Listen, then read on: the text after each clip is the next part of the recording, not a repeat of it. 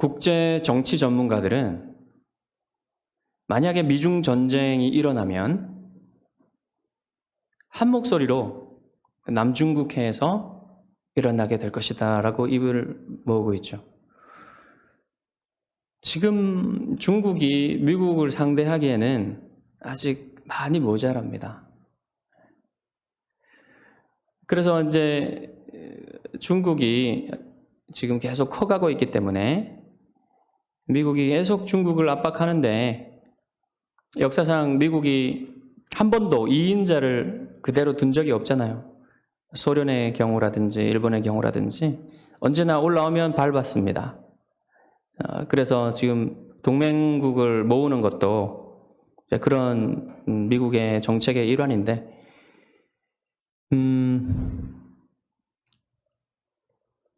중국이 전면전을 하려고 하지는 않을 거예요. 아직은 계속 그렇게 강하게 말은 하지만 아직은 미국하고 붙을 생각은 없습니다. 그런데 오늘 본문에 보면 이 상대도 안 되는 왕들이 조공을 바치던 왕에게 이렇게 반역을 하고 일어서는 모습을 보게 되고 결국 전쟁까지 하게 되죠. 이런 분쟁의 정점에 왕들이 있었죠. 오늘 본문에 보면 왕들이 많이 나와요. 오늘 본문에 왕이라는 단어가 28번 나옵니다. 이 왕들 중에는 강력한 왕, 어리석은 왕, 비열한 왕, 의로운 왕, 여러 가지 왕들이 나오게 되죠. 또한 본문에는 암시되어만 있고 왕이라고 말하지는 않지만 이 모든 왕들을 다스리시는 분이 하나님이심을 멜기세덱과 아브라함의 행동을 통해서 볼 수가 있습니다. 아브라함의 시대에 애굽을 제외한 이 비옥한 초승달 지대, 레반트라고 하죠. 이 비옥한 초승달 지대의 가장 강력한 왕은 엘람 왕이었어요. 엘람 왕 그돌라오멜이었습니다. 이 왕을 중심으로 해서 여러 왕들이 연합체를 형성하고 있었습니다. 연합을 형성하고 있었어요. 그 연합을 우리는 동방연합이다 이렇게 부르겠습니다. 그돌라오멜을 중심으로 시날 왕 아므라벨, 그 다음에 엘라살 왕 아리옥, 고임 왕 디달 이렇게 연합을 했다고 했죠. 엘람은 대략 여러분 오늘날 이란의 일부를 생각하시면 됩니다. 그 다음에 시날은 이라크, 고대 바빌로니아에 속하는 이라크 지방의 일부. 그 다음에 엘라살은 터키 쪽, 지중해 위쪽으로 올라가면 터키 쪽에 살고 있었던 그 도시국가예요. 그 도시국가를 생각하시면 되고, 그 다음에 고임은 메소포타미아 북쪽에 살고 있었던 여러 이방 민족들, 야만족이라고 부르는데, 야만족, 문명화되지 않은 야만족들의 모임을 고임이라고 합니다.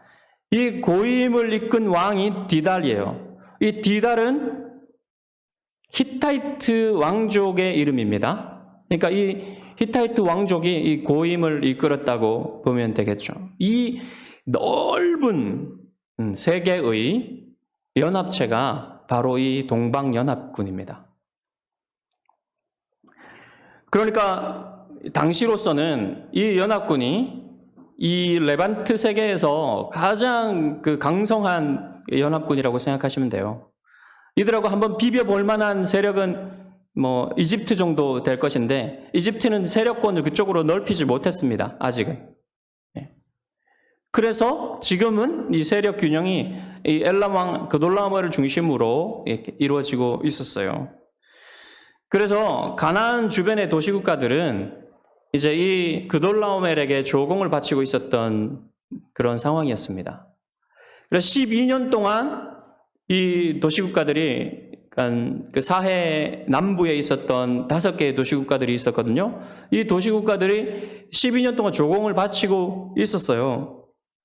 이 사해 동맹이라고 하는데 펜타폴리스라고 합니다. 5개의 도시국가, 이 펜타폴리스가 사해 동맹을 맺고 있었는데 이 도시들은 소돔과 고모라, 그 다음에 아드마, 시납, 스보임, 소알 이렇게 5 도시국가가 있었죠. 여기에 중심은 소돔입니다. 소돔 왕이 이들을 이끄는 왕이었죠. 근데 뭐 5 국가이긴 해도 위에는 4개고 밑에는 5개잖아요.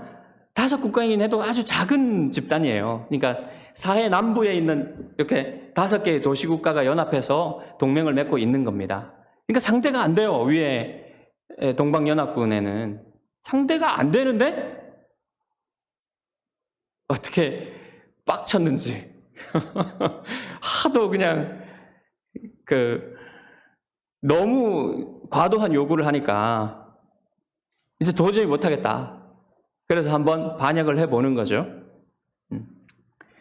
이렇게 어리석은 결정을 한 것은 아마 여러분 소돔과 고모라의 악명 높은 악이 있죠. 죄악이.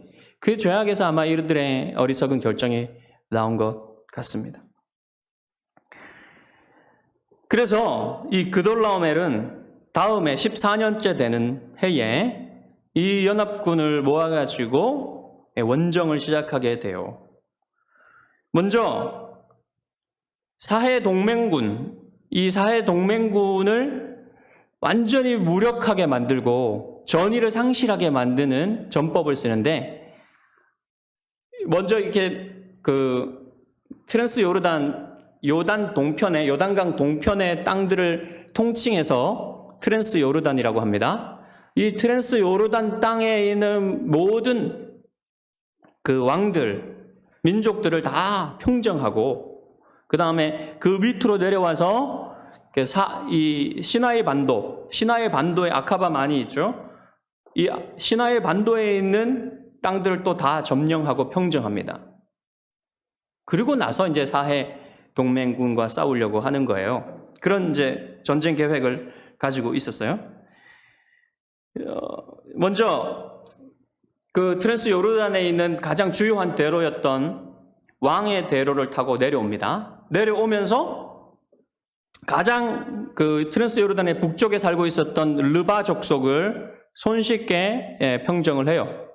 그 다음에 더 내려와가지고 수스 족속, 그 다음에 더 내려와서 M 족속을 쳤는데, 이 M 족속은 강성한 거인족들이에요. 수도 많고. 그런데 이 M 족속도 힘도 못 쓰고 무너졌어요. 그 다음에 또 쫙 내려오면 이제 여러분 페트라 아시죠? 페트라로 유명한 세일산. 그 세일산의 원래 원주민들은 에돔 족속이 아니라 호리 족속이었습니다. 이 호리 족속도 간단하게 복속시켰어요. 그 다음에 시내 반도로 내려오면 이제 아카바만 가까운데 엘바라라는 곳이 있는데 엘바란도 점령을 했고, 그 다음에 다시 북서쪽으로 쫙 올라가면 이 광야에 아주 요충지가 있는데 그것이 가데스 바네아입니다.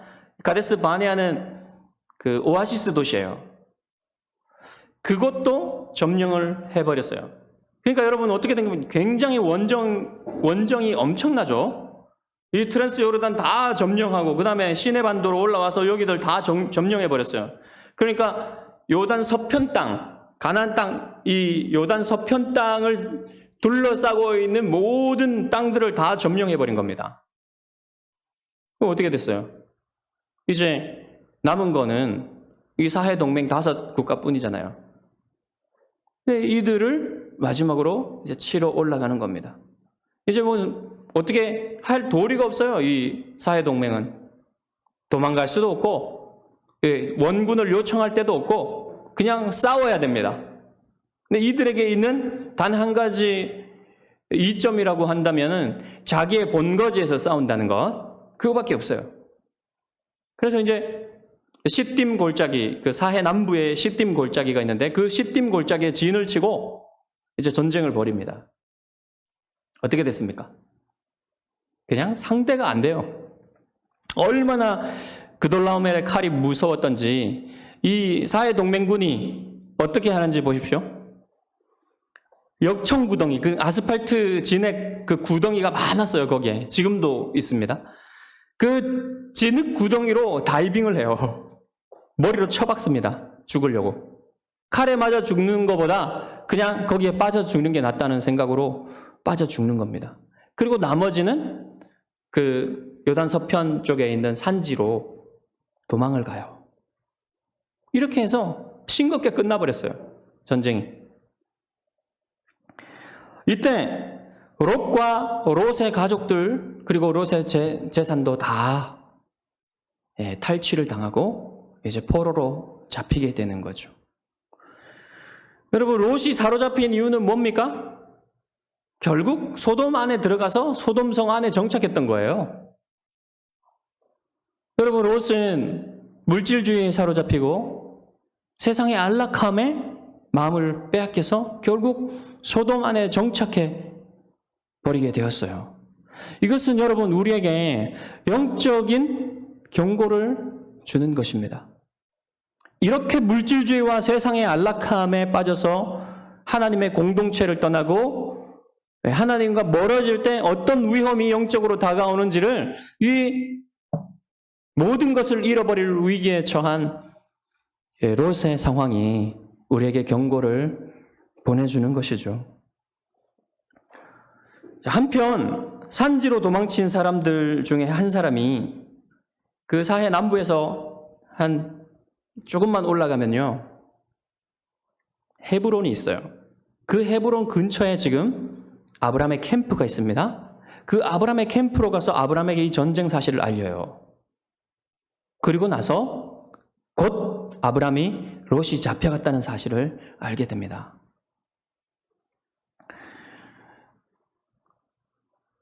그러면 여러분 어떻게 하겠습니까? 아브라함이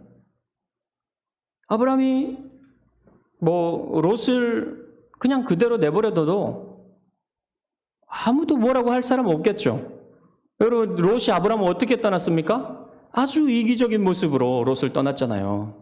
그리고 지금 아브라함이 상대해야 되는, 만약에 상대를 한다면 상대해야 되는 왕들은 어떤 왕들입니까? 이 레반트 세계의 가장 강력한 왕들이고 동맹군, 연합군이고 지금 모든 강한 왕들을 다 쳐부수고 온 사람들 아닙니까? 이건 이제 합리적으로 생각해 보면 내가 어떻게 그들을 상대할 수 있겠어? 그러니까 그냥 롯을 가만히 내버려 두더라도 아브라함을 욕할 사람은 없어요. 그냥 아브라함의 행동이 합리적인 거예요. 그런데 아브라함은 롯을 구하기로 작정해요. 사랑하는 롯을 그냥 내버려 둘 수 없어요.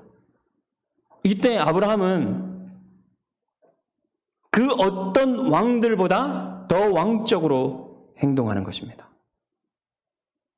여러분, 여기서 우리가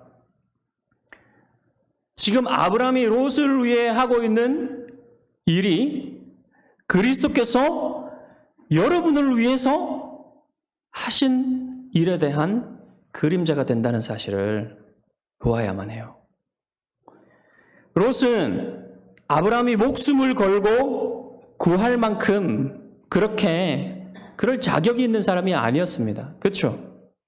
마찬가지로 그리스도께서 그 영광의 보좌를 버리고 이 땅에 오실 만큼 우리가 그렇게 그리스도의 사랑을 받을 하나님의 은혜를 받을 만한 그런 자격이 있는 사람이 아니었습니다. 오히려 우리는 하나님의 원수였죠. 그런 사람들을 위해서, 그런 여러분들을 위해서 그리스도께서 영광의 보좌를 버리고 오셨다는 거예요.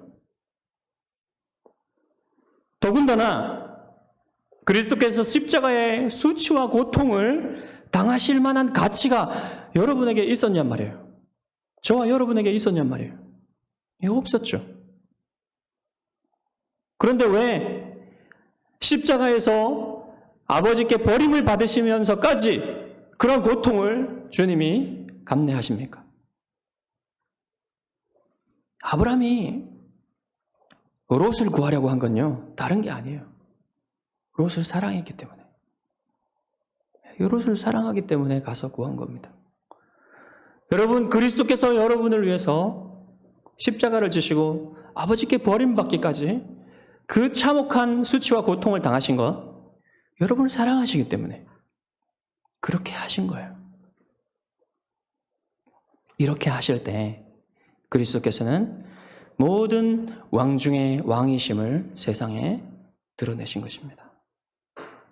이러한 왕이 다스리시는 세계가 정말 행복한 세계예요. 다시 아브라함에게로 돌아가 보겠습니다. 아브라함은 유목민의 족장으로 많은 식솔들을 거느리고 있어요. 그렇기 때문에 여러분, 성벽이 없는 삶을 살잖아요, 유목민들은. 자기를 방어할 수 있는 건 아무것도 없어요. 그렇기 때문에 스스로 방어할 수 있는 사병을 거느려야 됩니다. 그래서 아브라함은 미리 이런 자기를 방어해야 될 그런 일들이 많이 일어나겠죠. 강도도 올 것이고 도둑도 올 것이고 소규모의 적들도 아마 이 유목민들의 부를 빼앗기 위해서 올 수도 있습니다. 그렇기 때문에 아브라함은 어릴 때부터 이 사병 조직을 만들었어요.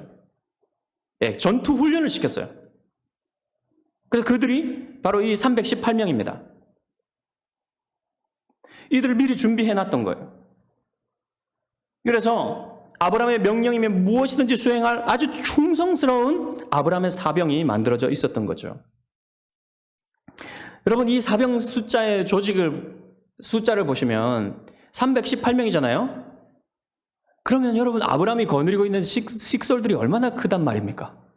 한번 생각해 보십시오. 그들의 가족들까지 생각하면, 와, 엄청난 사람들이 지금 아브라함의 이 족장 아브라함의 그늘 아래 있었던 거예요. 아브라함의 부가 어느 정도일지 한 도시국가도 만들 수 있는 그런 정도의 힘을 가지고 있었던 거예요, 지금 아브라함이. 근데 도시국가는 안 만들었죠. 그리고 또 아브라함이 동맹을 맺고 있었던 마므레와 에스골과 아넬, 이 사람들은 누구냐면, 이 사람들은 헤브론에 있는 그 헤브론의 귀족 가문의 수장들이라고 생각하시면 되겠습니다. 이들도 아브라함과 조약을 맺고 있었기 때문에 이 조약에 따라서 아브라함이 출전할 때 아브라함을 따라 나서야만 했어요. 이들은 수장들이기 때문에 그들 자신이 이미 지휘관이고 장군 정도 되는 사람들이에요. 그러니까 이들도 함께 했으면 힘이 되겠죠? 지휘관으로서 아마 함께 했던 것 같아요. 그들의 사람들을 안 이끌고 온 것 같습니다. 그 자신들이 지휘관으로서 아브라함과 함께 했던 것 같아요. 여러분, 고대 전쟁에서 한 사람의 장군 굉장히 중요합니다. 네. 100을 당할 수 있어요. 한 사람의 장군이. 잘 갖춰진 무기와 그런 전투 기술들을 가지고 있었기 때문에, 예. 그런 사람들이 3명이 아브라함에게 힘을 보탰던 거예요. 그래서 아브라함은 이제 마치 자신의 복음의 칼집에서 자신의 복음을 꺼내는 것처럼 자신의 사병들을 빼어서 칼을 들고 이제 롯을 납치한 이들을 추격하기 시작합니다. 어디까지 갔냐면 이 헤브론에서 북쪽으로 한 200km 정도 떨어져 있는 곳이 바로 헤르몬산 아래 이 남쪽 산자락에 있었던 단이라는 곳이에요. 이 단까지 쫓아가요. 쫓아가서 이들을 야간 기습 작전을 펴니다. 여러분, 테르모필레 그 협곡에서 스파르타의 300용사가 용감하게 싸웠지만 결국 패했죠. 그렇지만 아브라함의 300용사는 완벽하게 승리합니다. 소규모의 군대였기 때문에 빠르고 조용하게 움직일 수 있었겠죠. 그래서 그 적들은요, 엄청난 원정에서 승리했기 때문에 모든 군기가 다 빠졌어요. 밤에 잘 때 아마 그 무장을 다 해체하고 잤을 겁니다. 누가 우리를 건드리겠어? 승리에 도취해서 아마 그냥 긴장을 다 풀고 거기에서 그 헤르몬 산자락은 좋은 곳이에요. 쉬기 좋은 곳. 그래서 거기에서 막 술 마시고 진탕하고 밤에 잠들었지 않겠습니까? 그때 아브라함이 스텔스 기능을 켜고 야간 기습 작전을 펼친 겁니다. 이 야간 기습 작전을 당하는 자들에게는 이거 완전히 악몽이죠. 지옥이죠. 누가 치는지도 모르고 어느 만큼 군대가 왔는지도 모르는 상황에서 그냥 사륙이 벌어지면서 도망치기 바쁜 겁니다. 그래서 이 헤르몬산 우회로로 쭉 올라가면 한 80km 정도 올라가면 다메섹이 있어요. 그 다메섹 왼쪽에 호바라는 곳이 있는데 거기까지 도망을 친 겁니다. 거기까지 쫓아가서 죽이면서 롯의 재물과 사람들을 다 구해가지고 속히 회군을 했어요. 속히 회군하지 않으면 여러분 반격을 당할 수 있기 때문에 빨리 돌아온 것 같습니다. 여러분 이 모든 군사작전이 끝날 때까지는 최소한 2주 정도 걸렸을 거예요. 이 모든 일들을 다 끝내고 돌아올 때 여러분 아브라함을 따랐던 군사들과 또 함께했던 마므레와 에스골과 아넬의 마음은 어땠을까요? 굉장히 부풀었을 겁니다. 왜냐하면 이제 여러분 아브라함은 스타가 되지 않았습니까? 이 가나안 지역에서. 그렇기 때문에 만약에 아브라함이 되고자 한다면 자신이 되고자 한다면 얼마든지 가나안 땅의 한 지역쯤은 차지할 수 있는 그런 힘과 명예와 부를 다 가지고 있었던 사람이에요.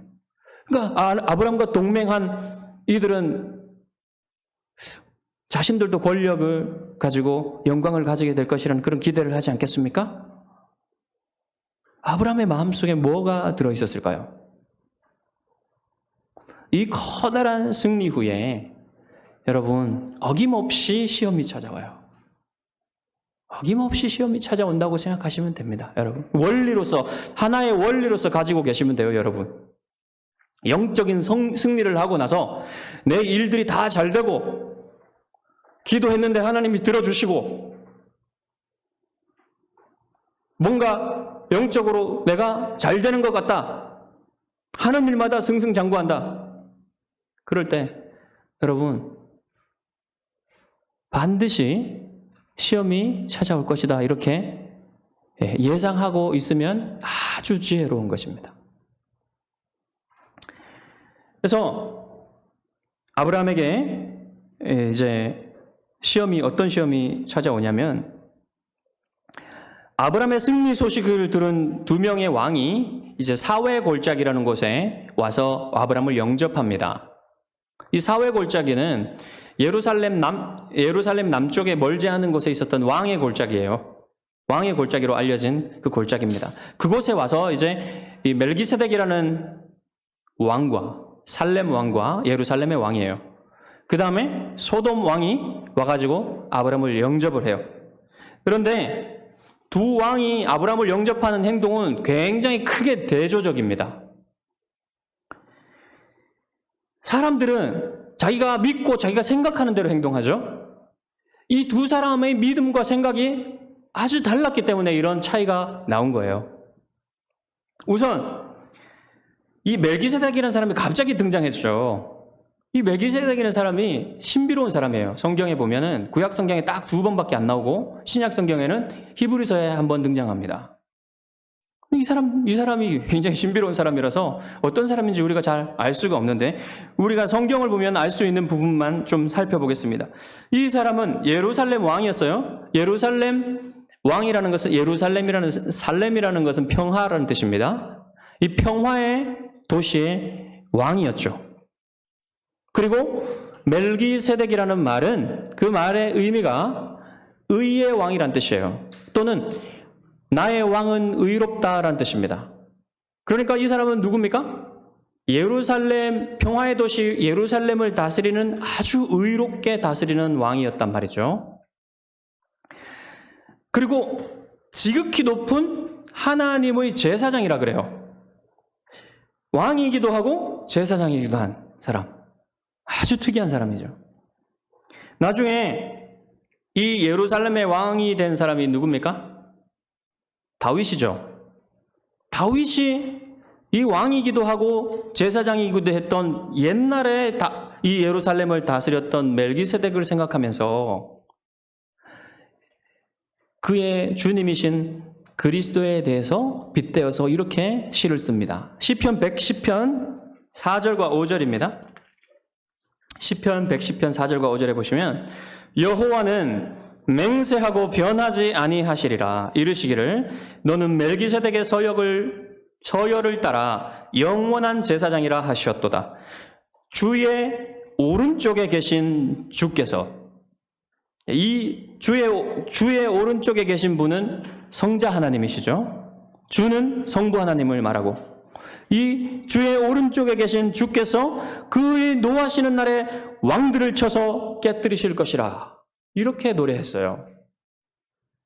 다윗은 하나님의 보좌 우편에 앉으신 그리스도께서 레위의 자손이 아닌 멜기세덱의 서열을 따라 제사장이 되실 것이라고 이렇게 예언을 한 겁니다. 그래서 궁극적인 의의 왕으로 오셔서 모든 죄와 사탄의 세력을 물리치실 것이라는 것을 예언하신 거예요. 그래서 이 멜기세덱은 누구냐면 오실 그리스도의 그림자인 거예요.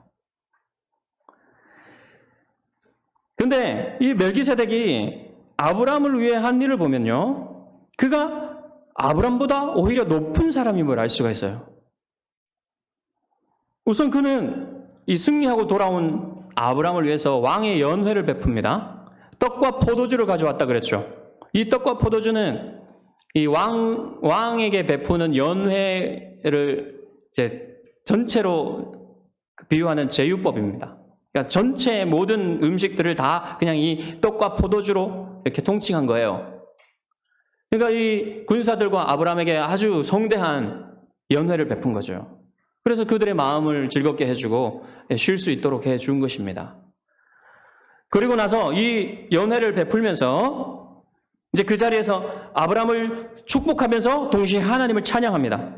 뭐라고 하냐면 천지의 주제이시오 지극히 높으신 하나님이여 아브라함에게 복을 주옵소서.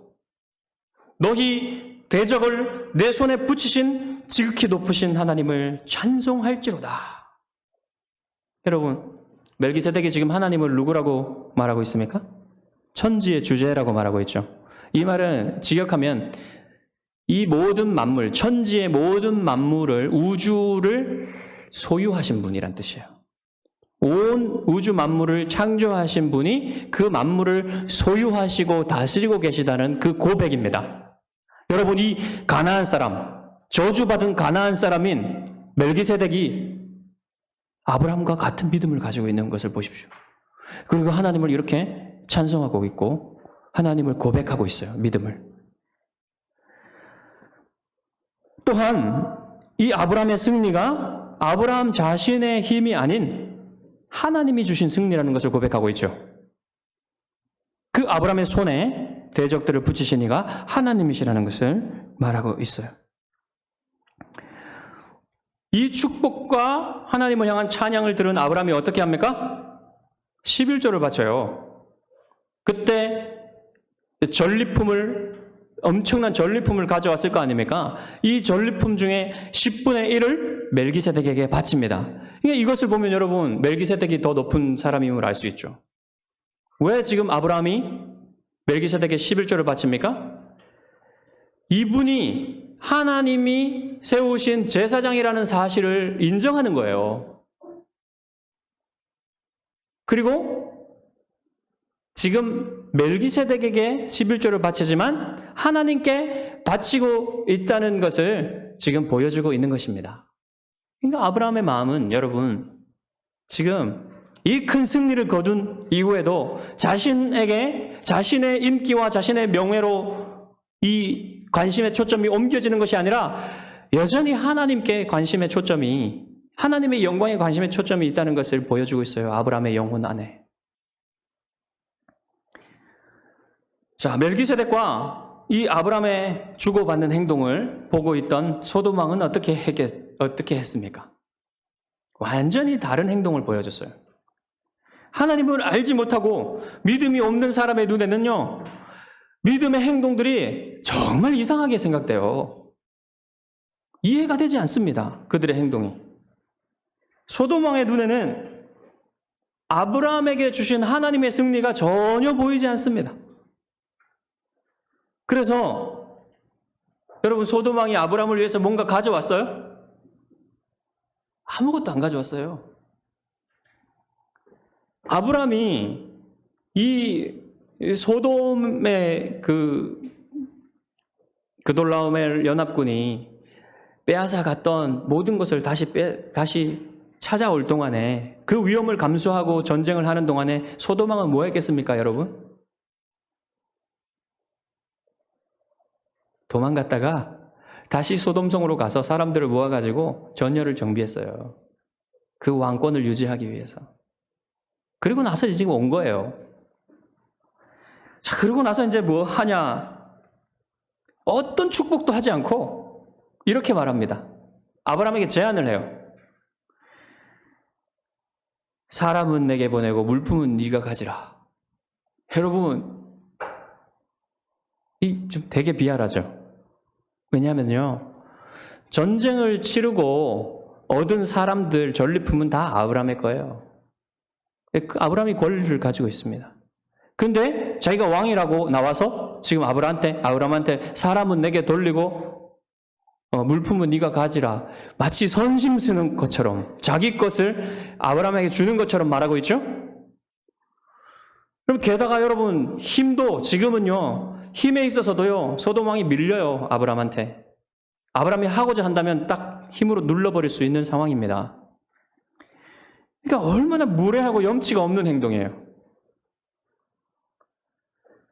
그래서 아마도 이제 멜기세덱도 이름이 있고 아브라함도 이름이 있는데 소돔 왕은 이름이 없어요. 이름도 없어요. 이렇게 믿음이 없는 사람에게는요, 영적 세계에서 아무런 분깃이 없는 겁니다. 영적 세계에서 소돔 왕에게는 한 개도 산업이 없어요. 이런 상황에서 아브라함이 하는 말을 보면요, 아브라함이 정말 왕은 아니지만 진짜 진실로 왕적인 사람임을 보여주고 있습니다. 자, 아브라함이 소돔 왕에게 대답합니다. 천지의 주제이시오 지극히 높으신 하나님 여호와께 내가 손을 들어 맹세하노니 내 말이 내가 아브라함으로 치부하게 하였다 할까 하여 내게 속한 것은 실 한 오락이나 들매끈 한 가닥도 내가 가지지 아니하리라. 아무것도 가지지 않겠다는 겁니다. 오직 젊은이들이 먹은 것과 나와 동행한 아넬과 에스골과 마므레의 분깃을 제할지니 그들이 그 분깃을 가질 것이니라. 아브라함은 다시 한번 시험을 통과했습니다. 만약 아브라함이 여러분 소돔 왕의 제안을 받아들였다면 어떻게 되겠습니까? 마치 아브라함의 부가 소돔 왕이 준 것처럼 돼버릴 것이기 때문에 아브라함은 이런 오해를 하나도 만들고 싶지 않았어요. 아브라함에게 주신 부, 아브라함에게 주신 승리, 이것은 아브라함 자신의 힘도 아니고 그 누구 힘 있는 사람의 도움도 아니고 오직 여호와 하나님께서 주신 것이다. 이것을 고백하고 이것을 나타내기를 원했어요. 오직 아브라함의 관심은요, 여기에 있었습니다. 하나님의 영광, 자신을 통해서 하나님의 영광이 드러나기를 바랬던 거예요. 그렇기 때문에 이 받아들여도 될 만한 이 제안을 하나도 받아들이지 않고 아무것도 나는 당신의 손에서 받지 않겠다. 내 것을 주장해도 되는 이 권리가 있는 것도 내가 받지 않겠다. 이렇게 말한 것입니다. 얼마나 위대합니까? 얼마나 위대한 승리입니까? 얼마나 훌륭한 통과예요.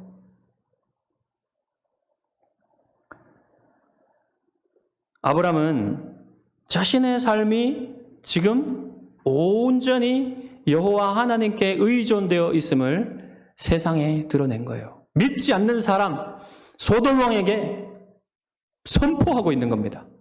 그리고 소돔 왕을 필두로 모든 세상 사람들, 하나님을 의지하지 않고 하나님을 믿지 않는 사람들한테 말한 거예요.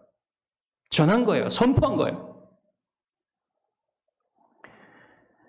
그리고 마지막으로 그와 함께 했던 아넬과 에스골과 마므레에게 분깃을 나누어 주죠. 여러분, 지금 이것을 보면서 여러분 무슨 생각을 드십니까? 저는 그런 모습을 봤어요. 교회가 세상 사람들하고 일하면서 그리고 성도들이 세상 사람들하고 일하면서 뭔가를 맡기고, 교회가 뭔가를 맡기고 일을 했는데 대금을 잘 지불하지 않고 아주 인색하게 하고 이런 것들을 많이 봤습니다. 그러면 어떻게 됩니까, 여러분? 교회는, 성도들은 하나님의 이름을 가지고 있는 사람들 아닙니까? 하나님의 영광이 어떻게 되겠어요? 여러분, 세상 사람들과 일을 하더라도 여러분, 돈이 없어도 빌려서라도 줘야 돼요. 왜? 하나님의 영광을 위해서.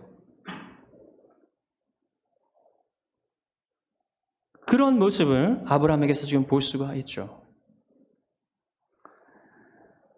믿음은 항상 하나님의 영광을 생각해요. 여러분, 애굽에서 하나님을 신뢰하지 않았을 때 아브라함이 두려움과 비굴함에 비틀거렸지만, 아브라함이 이렇게 용기를 낼 수 있었던 것은 무엇 때문입니까? 이번에 어떻게 아브라함이 그렇게 용기를 낼 수 있었습니까? 믿음 때문에 그래요. 어떤 믿음입니까? 하나님이 약속하신 이 땅과 이 나의 자손에 대한 하나님의 약속은 반드시 하나님이 이루실 것이다. 그래서 내가 이 전쟁에서 져도 하나님이 하나님의 방법을 가지고 계실 것이다. 이것을 믿은 거예요. 그래서 용감하게 나갈 수 있었던 겁니다.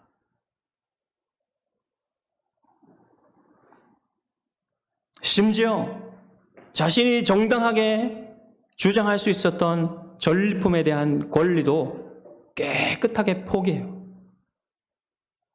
얼마나 멋있습니까? 얼마나 왕적입니까? 얼마나 제사장적입니까?